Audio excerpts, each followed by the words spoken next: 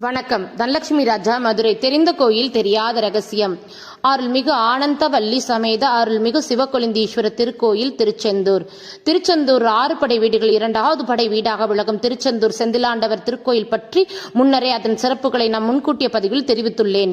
பலரும் அறியப்படாத திருச்செந்தூரில் அமைய பெற்றுள்ள சிவன் கோயில் ஆனந்தவல்லி சமேத சிவக்கொழுந்தீஸ்வரர் திருக்கோயில். முருகன் கோயில் முன் செல்லும் முன்னரே 3 முன் பெரிய பிரகாரங்களுடன் காணப்படும் மிகப்பெரிய சிவன் கோயில். இங்குள்ள பெரிய முன் மண்டபங்களில் கடைகளால் நிரம்பியுள்ளது. அதனை தாண்டி உள்ளே சென்றால் 3வது மண்டபம் மிகவும் பெரியது. இங்குள்ள மேடையின் மீதுதான் அருள்மிகு சுப்பிரமணியர் வள்ளி தெய்வானை உற்சவர் திருமஞ்சனம் செய்யப்படுவது வழக்கம். உள்ளே நுழைந்தவுடன் திருச்செந்தூர் செந்திலாண்டவர் திருவிழாவின் போது தேருக்கான வடம் இக்கோயில் தான் வைக்கப்பட்டு பாதுகாக்கப்படுகிறது.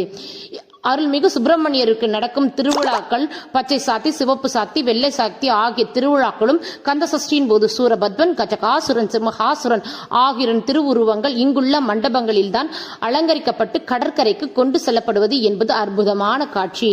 ஆதி திருச்செந்தூர் என்று அழைக்கப்படும் இக்கோயிலானது சிவக்கொழுந்து என்னும் வணிகச் செட்டியார் தனது உளுந்து மூளையுடன் இங்கு வந்து வியாபாரம் செய்து வெளியூர் சென்று வரும் வரை மூடைகளை பாதுகாக்குமாறு இங்குள்ள வணிகரிடம் கொடுத்து சென்றார். பல நாட்கள் சிவக்கொழுந்து வராததனால் இவ்வூர் பெரியவர்கள் கொண்டு உளுந்து மூடை கெட்டு போகும் முன் அதை விற்று வரும் பணத்தை சிவக்கொழுந்துடன் கொடுத்து விடலாம் என முடிவு செய்து மூடையை திறந்து பார்த்தபோது மூடையில் உளுந்துக்கு பதிலாக பொற்காசுகளும் வைரமணிகளும் காணப்பட்டது.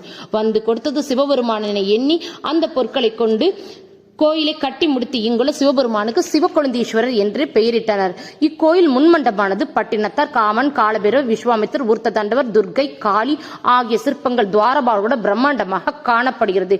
இம்மண்டபத்தில் உள்ள சிற்பங்களில் சுப்பிரமணியர் திருமண காட்சியும் யாரும் கண்டிராத வரையில் பள்ளி கொண்ட ரங்கநாதரும் தத்ரூபமாக காணப்படுகின்றது.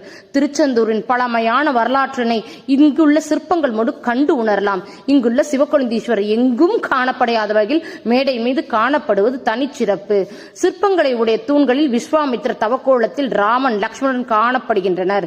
இங்குள்ள கைலாய நந்தி விளக்கானது திருச்செந்தூரில் உள்ள செந்திலாண்டவர் கோயிலில் குரு பகவான் சன்னதியின் முன் காணப்படும் கைலாய நந்தி விளக்கும் 2 ஒன்று போல் காட்சியளிப்பது பிரமிப்பாக உள்ளது.